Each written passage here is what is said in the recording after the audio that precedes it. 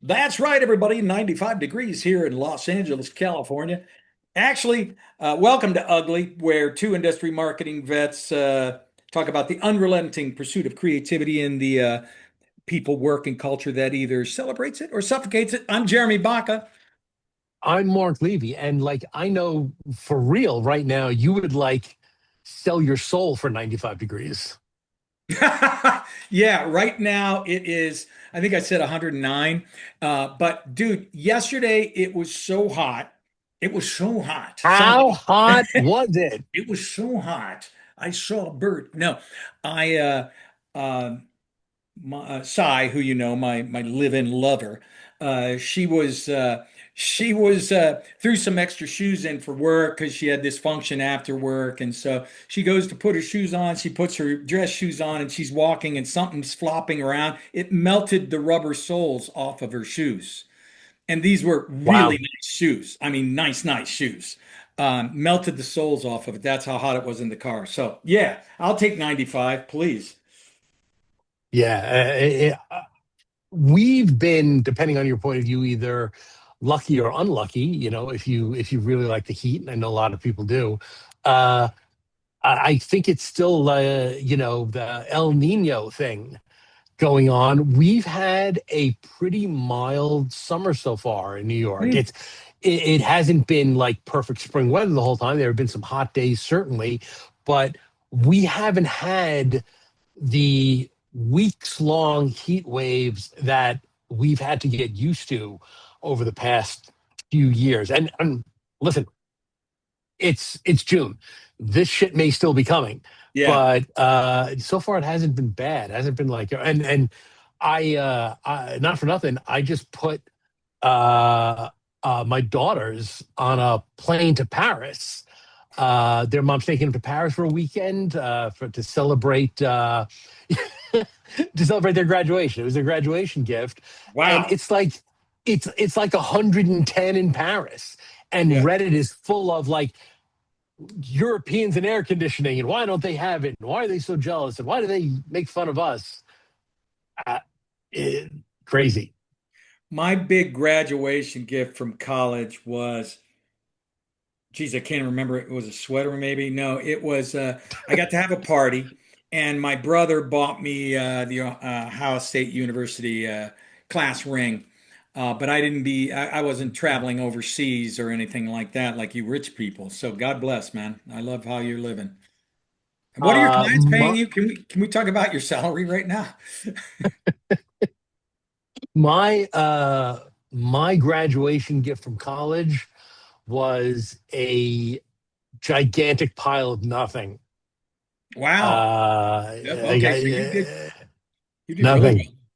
Yeah, I cleaned up, and Yeah. I registered too for nothing. So they got me exactly what Yeah. I asked for. So Oh, say, there's another episode, Mark. Childhood trauma. Um, but enough of this tomfoolery, uh, yeah, to use an old term. what are we But talking about today? so here's the thing. We were going back and forth the other day on what maybe a fun upcoming episode it could be, and we were talking about, what's the summer all about, and of course, what would the summer be without summer movies and blockbusters and all of that. So Mark and I decided, putting our creative brains together, we said, let's identify movies that provided, either through a specific quote or a particular scene, provided some kind of learning that could be applied toward business. Yeah, And so, what we're going to do is walk through some of these movies that we've seen, new and old, that offer some great business advice tucked in any movie out there that we've seen or talked yeah. about. This is not just like business movies. This is not Correct. all Wall Street. Right, right, right. So Yeah, man. Do you want to kick us off? No, jump in. I'm hosting, so you're my All right. guest. So go for it, All brother. right. What do you got? Well, my first piece of advice is from a film that might be a little unexpected when you ask about business advice. The film is Animal House. Could fight him with conventional weapons. That could take years and cost millions of lives. No, no, no. No, in this case, I think we have to go all out. I think this situation absolutely requires a really futile and stupid gesture be done on somebody's part. We're just the guys to do it. But when he talks about we have to lay it all on the line, we need a stupid and futile gesture. There's sometimes, especially in the creative work that we do, where we get not only gun shy, but we're kind of paralyzed because we're trying to read the tea leaves of what kind of idea this client really wants. And we start to play this guessing game and we get into our own heads and it becomes a what if situation. Yeah, And the reason I love that piece of advice is that sometimes you just got to lay it on the line. yeah. Sometimes you just got to let it fly and let the chips fall where they may. And I'm not suggesting you ignore research or you Of course ignore not. things that the client has said, but sometimes you just got to say what the fuck Yeah. from Risky Business, another Yeah. movie that we won't be Another covering today. good one, But dude. I thought about pulling that one, but yeah, yeah. But you know what, that's dude? that's the piece of advice that I love from that First of movie. all, great pull, a great pull from a very specific scene, and clearly stuck with you as a piece of advice. And it takes me back to when we were sitting in a meeting with my mentor Doug and the Hilton ad people and the ad agency and the researchers, and they're all talking about the Hilton consumer, the Hilton customer. I was getting confused. I'm like, oh my God, this is so meta and layered. And Doug goes, hey, it's really not that complicated, guys. What we're trying to do is sell Mm. hotel rooms on a weekend to families and business people who are traveling and say, I'm going to stay a couple extra days. Let's not get lost here. And I'm like, thank you, because I was a lowly executive at the time. And I thought, this from a guy who I think knows his shit. And he's going, stop making it so complicated. Let's just go do shit. And to Right. your point, it has to Absolutely. be, you can't always do that. There has to be some consideration, but sometimes we get too deep into the woods. Agreed. Agreed. So What do you got, man? that's What? that's that's beautiful. Well done. Now I'm gonna have to watch that movie again. By the way, a movie that I don't know if they can even air it today anymore, based on some of the scenes in that, dropping naked women out of the car into the front lawns and things like that. Who knows? That remains to be seen. But so kudos for you. And by the way, every time I take a sip of this, I promised Bubbly I would do this. I'm drinking Bubbly, and we're making so much money from them. Good for Mm. you. Yeah, I don't know where I'm going to shelter all of this money from, Yeah. from taxes. It's our biggest problem right now. So I was thinking about the problem that I'm sure you probably faced is trying to narrow it down, because there were so many great Yeah. movies with potential quotes and scenes. But I thought, one that kind of stuck with me and it happened to be relevant is Toy Story. So they're coming out with Toy Story 5. And by the way, it's being held up as Pixar slash Disney's just franchise that won't die in a good way. I mean, they are Mm. constantly, the stories are fresh, they're moving. It's just as good. It's making not as much money, but up there with the well over $100 million. And it's still, the stories are amazing and the characters are rich. So I thought, let me look at Toy Story and Toy Story 1, going all the way back to the beginning. And here's the scene. You think they'd never seen a new toy before? Well, sure, look at him. He's got more gadgets on him than a Swiss Army knife. Please be careful. You don't want to be in the way when my laser goes off. Hey, a laser! How come you don't have a laser, Woody? It's not a laser. It's a little light bulb that blinks. What's with him? Laser envy. All right, that's enough. Look, we're all very impressed with Andy's new toy. Toy? T-O-Y. Toy. Excuse me, I think the word you're searching for is Space Ranger. The word I'm searching for, I can't say because there's preschool toys present. Getting kind of tense, aren't you? Oh, Mr. Lightyear, now I'm curious. What does a space ranger actually do? He's not a space ranger. He doesn't fight evil or shoot lasers or fly.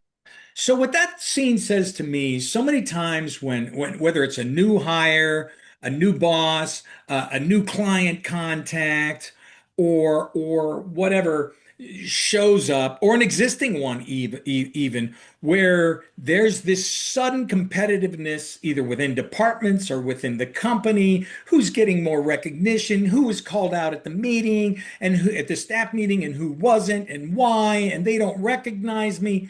Look, and suddenly you feel a little bit competitive and you start whispering behind people's backs and all that stuff, or some do. And I'm Yeah. just saying, stop it. Stop worrying about that. It just do you the best you can do you, and find out what you do best, and hopefully somewhere it intersects what you love to do, and that's when you shine. Stop worrying about anybody else, and which is, by the way, spoiler alert, that's what happens. Woody begins to realize there's room for both of them, and they start working together, and things are much more enjoyable when you do that. So that's what made me pick that movie, that scene. Yeah, no, that's a great one. I think that there's so many life lessons in that franchise. Yes. I also want to tell you that I'm on team Tarantino in that he has said he absolutely refuses to watch Toy Story 4, and I'm sure he feels the same way about Toy Story 5. And what he said, and I'm totally on the same page, is that Toy Stories 1, 2, and 3, that was the perfect trilogy.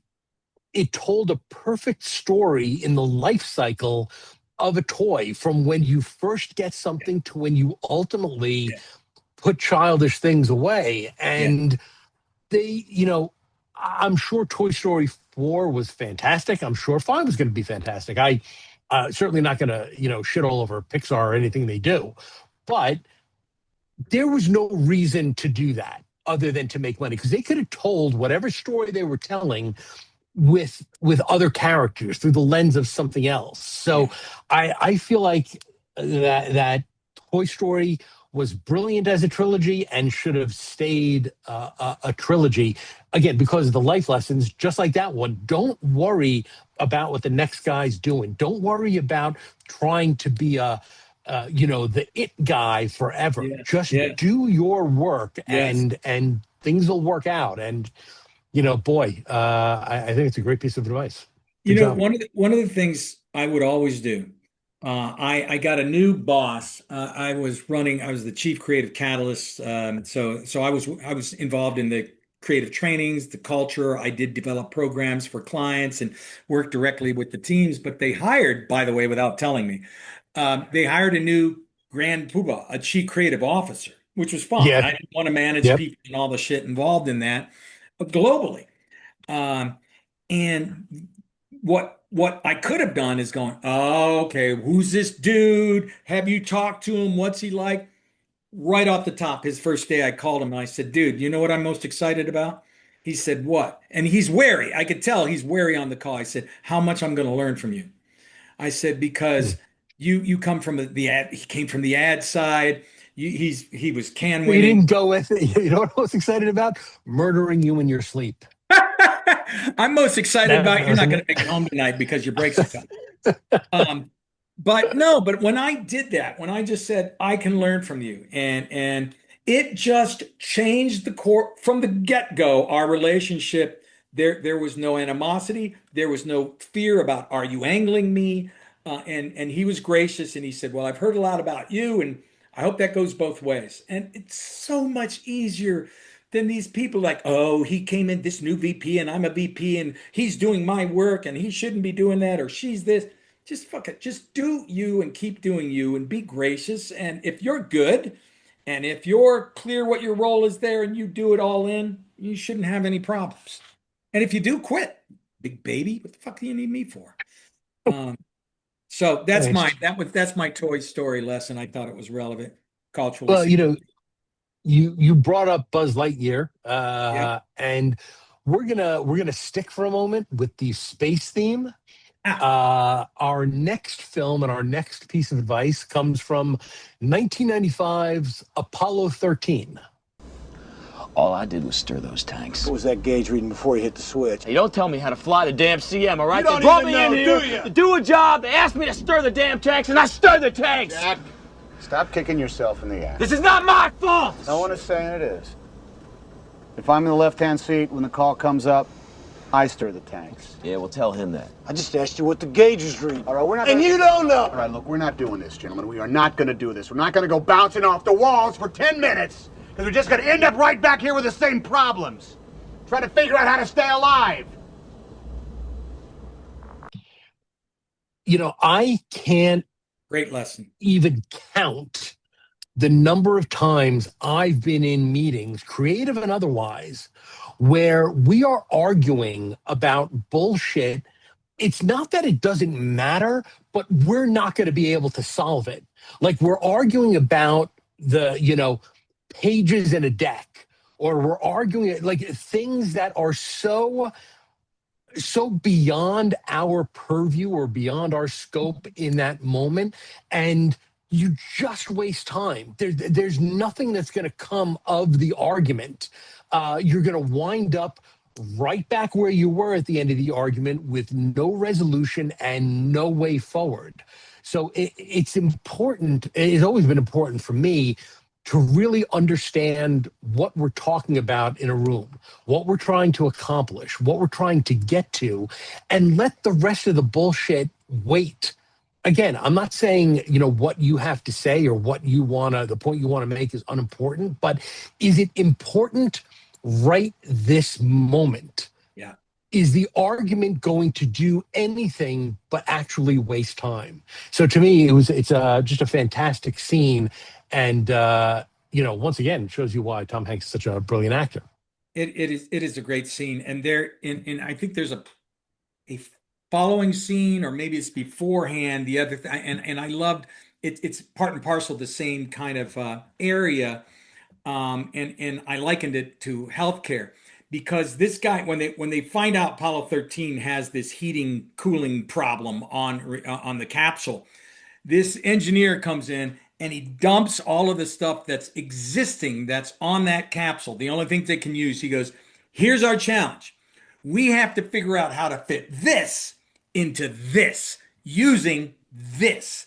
And to your point, and that's it. It wasn't, and to your point, what usually happened, particularly on healthcare, but on all clients, to your point, they're like, well, why just these things? Why can't we do that? And the client's not giving us time. And what do you mean it has to be done today? And why can't we use stuff on another? It's like, dude, I used to say, look, we can sit here and argue all that and walk out of here with one possibility, or fuck all that for now and walk out with 30 possibilities. So what do you want to do? Right? Yeah. So that's exactly right. That's a great pull, Mark. And yeah, Tom Hanks is absolutely awesome. And another Toy Story connection. I didn't even think of that until just now. Oh, bingo. Well, I think Tom Hanks is 2 degrees from everything these days, Pretty much. So great one. Okay, so the next one is from the movie Jaws. Great movie. Steven Spielberg's first blockbuster kind of movie. All kinds of problems on set with doing that. You should listen to all the things he had to overcome, which is creatively interesting in its own. But check this scene out. We're really a little anxious that you're rushing into something serious here. It's your first summer, you know.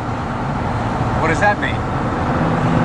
I'm only trying to say that Amity is a summer town. We need summer dollars.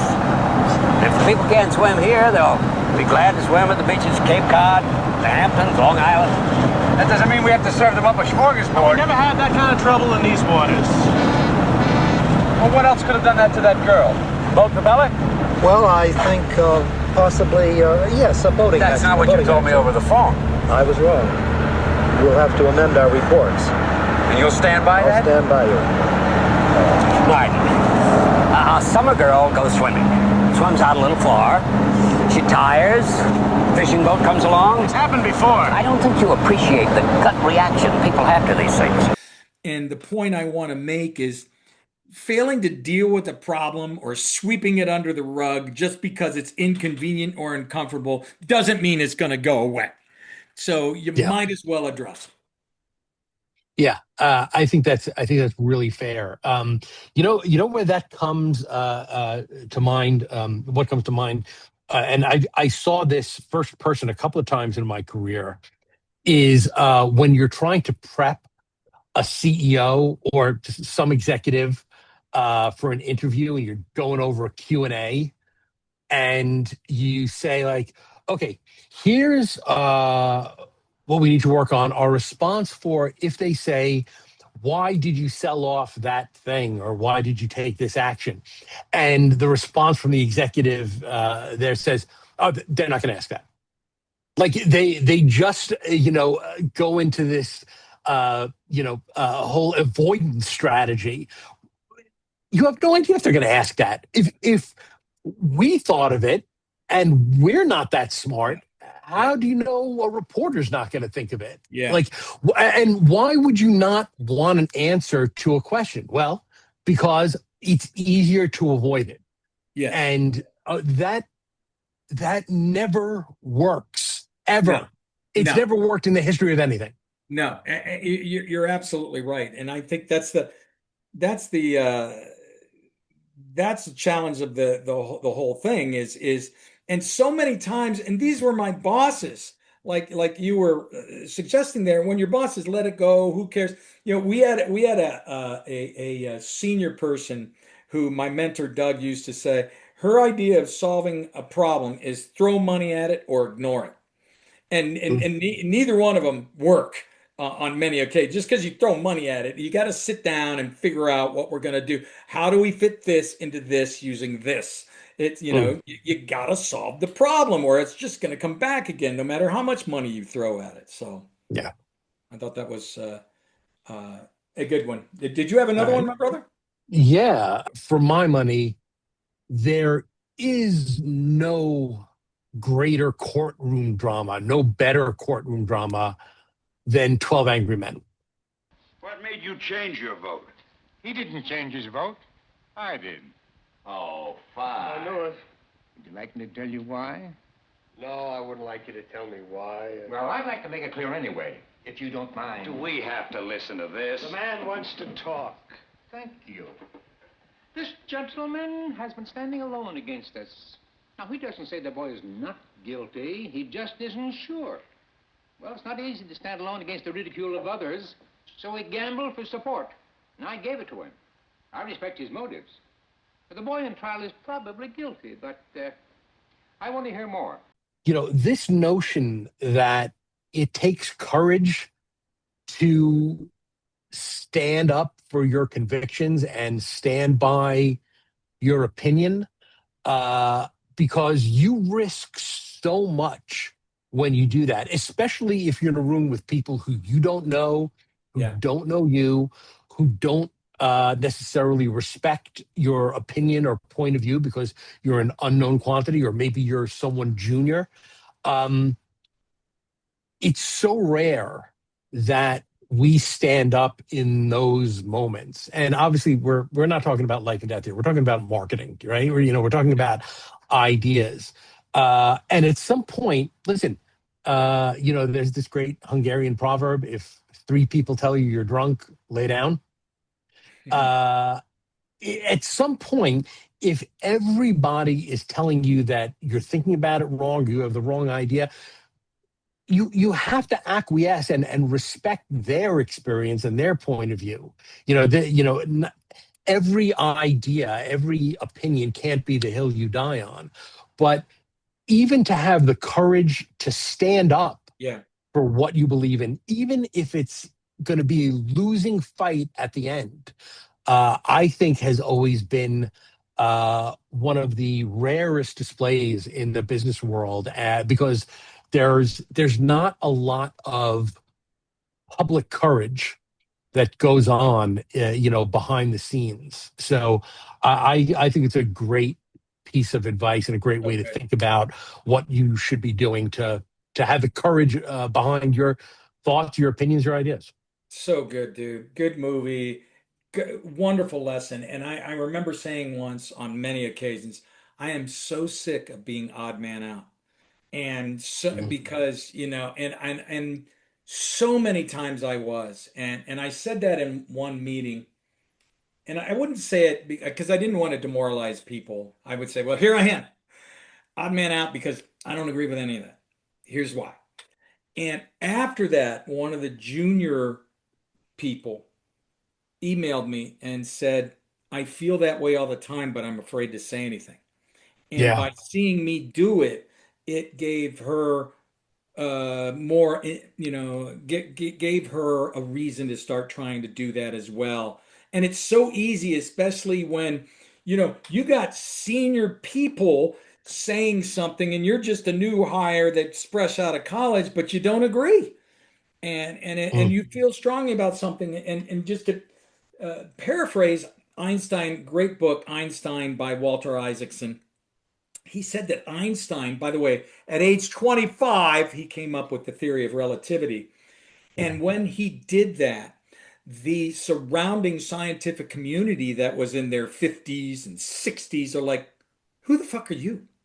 You're disrupting the entire understanding of space and gravity and time. How could you do that? And he was standing on this island, but he stayed committed. But what Einstein said he discovered later when he was in his 50s and 60s and quantum physics started coming out, or chaos theory. Chaos theory came out where not everything affected everything, like Einstein was saying. It was chaos. It was random. It was not patterned. And Einstein flipped out. He's like, well, how can you say that? And he called himself out. He said, wow, I become the same superiority that I disdained when I was coming up in this business. So he Mhm. stepped back and said, I have to take a closer look at this instead of just saying these young upstarts don't know what they're doing. Basically, was what he was saying. So it is scary, especially it's not as scary when you're a senior level person, been in the business 20 years, because you're like, fuck, based on what I know, no, I'm not going along with this. But when you're young or even mid-level, it takes a lot of courage. Yeah, and I do want to just say one thing. You mentioned that this junior person kind of, I saw you do that, and it gave me, the courage to do it Yes, myself. yes, yes. This is, I feel like maybe an undervalued piece of counsel for senior leaders. Courage has to be modeled.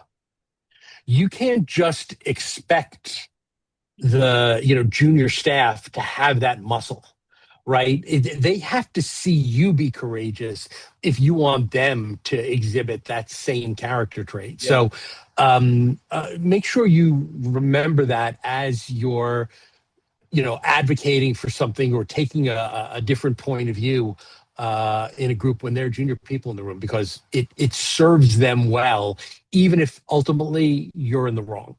Marc, I gotta share with you. I selected three, but I threw in a fourth, and I'm like, if we have time, I'll talk about it. Or depending on, Okay. you and I are always experimenting. If it's going well, we'll go with it, but fuck it if it's Right. not.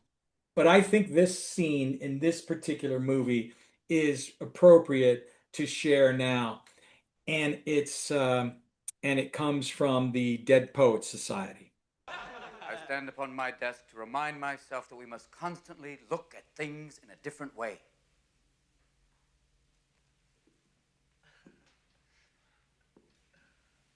See, the world looks very different from up here. You don't believe me? Come see for yourselves. Come on. Come on. Just when you think you know something, you have to look at it in another way. Even though it may seem silly or wrong, you must try. Now, when you read, don't just consider what the author thinks. Consider what you think. Boys, you must strive to find your own voice. Because the longer you wait to begin, the less likely you are to find it at all. Thoreau said most men lead lives of quiet desperation. Don't be resigned to that. So the reason I think that scene is parallel, he's literally making some uncomfortable person stand alone, to get on that desk and stand alone and to see what that feels like.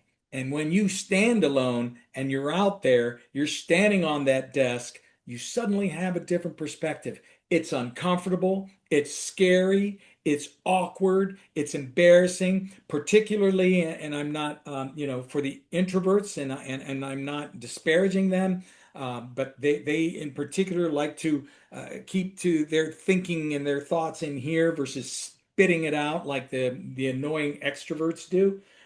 I could say that because I think I'm an extrovert trapped in an introvert's body.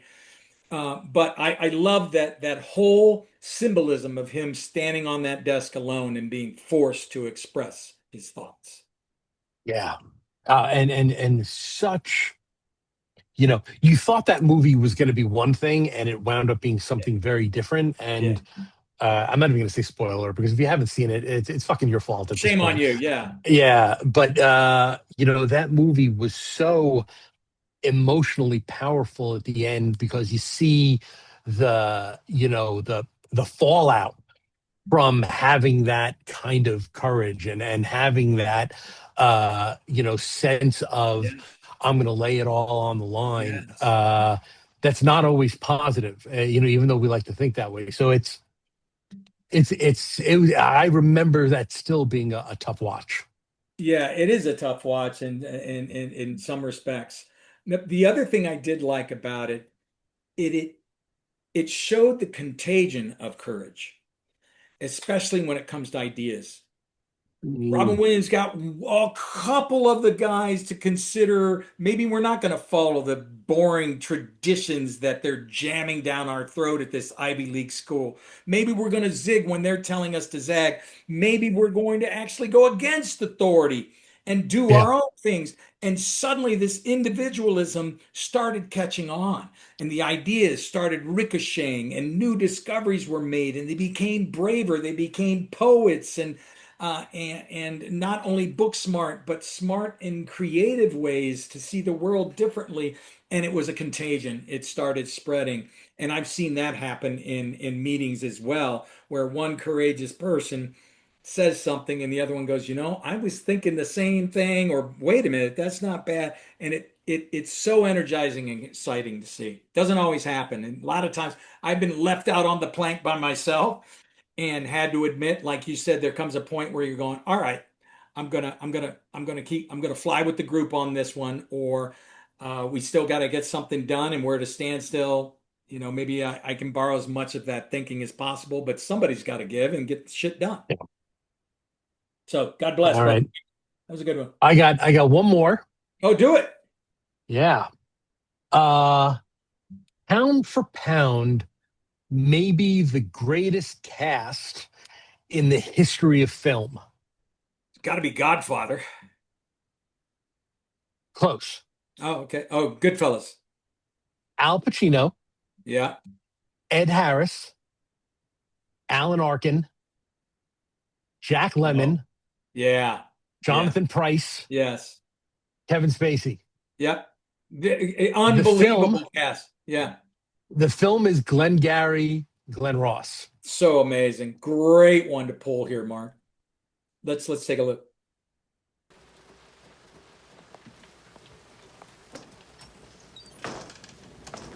A, B, C. A always B, B, C closing. Always be closing. Always be closing. AIDA. Attention, interest, decision, action. Attention. Do I have your attention? Interest. Are you interested? I know you are, because it's fuck or walk. You close or you hit the bricks. Decision. Have you made your decision for Christ? An action. I have wanted to come in and give that speech to a bunch of creatives like a million times just for fucking funsies. Never got to do it, obviously, but I can't believe you didn't do it, dude. That would be so funny. The idea of always be closing is a real one. one of the things that I like to talk about in my trainings when I'm giving the class on how to sell ideas is that you have to look for sellable moments, because there are times when you have an idea and you want to share it with a client. I'm not talking about a pitch situation, um, where they are not ready to buy stuff, right? Because there's too much else going on, because they've got, just other things on their mind, because they just don't have the time for it. You've got to look for those sellable moments, and you got to be ready to pounce. You got to be ready to spring into action when those moments occur. So you have to, first of all, always have your antenna up to make sure that you recognize those moments when they're happening, because they can be fleeting. They could be at the end of a phone call. They could be, after dinner. They could be, at a conference that you're both attending. But you have to be able to look for those sellable moments, and then be able to jump in and pitch when you haven't gone through a rehearsal and you don't have your talk track down and you don't have everything perfect. But you don't want to let a pitch sail by that's that's hittable. So Alec Baldwin is definitely his character is not the most positive you'll ever see in film, certainly. Understatement of the year, maybe, but he makes a really good point. Yeah, it's something that all creatives should inherently understand. I love it. From the top, I used to do the scene where and I did similar to what you wanted to do with Baldwin's scene. I came in and I would go, I have a particular set of skills I've acquired over a very long and storied career, and I do the whole riff, and uh, but an interesting thing on Glengarry Glen Ross. I saw it at many years ago, and I was bored. I'm like, this is just all talking, and I wasn't mature enough at the time, both probably physically and mentally, to sit back and go, wow. And then somebody was talking about it, and I forget why I ended up watching it again, and I'm like, damn. And I just wasn't ready for it at the time. But Mm. I want to make those 2 points, but this one last one is one I want your opinion on. So Yeah. I'm having drinks with mentor Doug, and Don Imperato, who was the CEO of Conan Wolf back in the day. Yeah. And we were talking about the old days and pitches that we were on. And I said something that made them both kind of just stand back in a little bit of shock, and not necessarily in a good way, is I said it would significantly impact my pitch when I was pitching something I didn't believe in. Oh And yeah. they're like, you pitch stuff you didn't believe in? I said, all the time. All the time. Right. They couldn't believe it. And this goes back to what I was saying. When I'm fighting for something, I finally acquiesce because we got to move forward, but it doesn't mean I believe it anymore. And that was difficult for me to go into a client. And I told these guys, I found out two things happen when I don't believe in something. I get louder and more animated because I don't know if I'm trying to cover it up or I have to supersell it because I think it sucks so bad and they're not going to get it.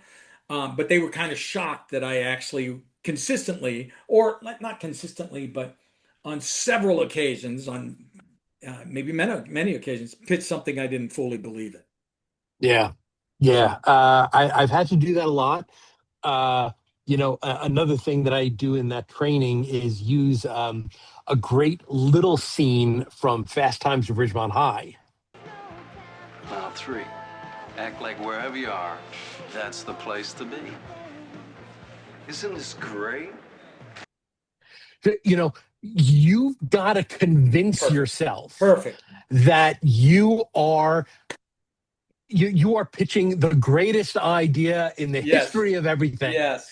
It's a great Johnny Cash quote when he was asked, do you have to be sad to write a sad song? Do you have to be in love to write a love song? And he said, you don't, but you have to believe you are. That's right. And when you believe stuff, others will start to believe it as well. Dude, that was a great segue into another awesome scene. I love that.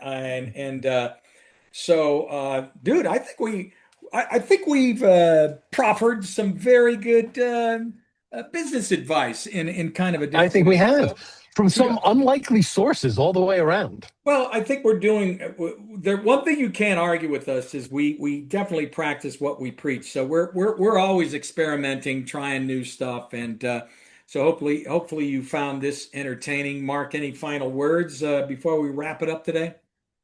No, I mean, I could be glib or weird to say like, no, just remember, always be closing. But Yeah, that would be. Then you'd ruin it, man. What the fuck's wrong? yeah, I'd ruin it. Um, Always be closing. Always be closing. That's right. And speaking of closing, that's we're going to close out here for the Ugly Podcast. I'm Jeremy Baka. I'm Marc Levy. Hey, thanks everybody. Appreciate you, and we'll see you next time. Take care, everybody.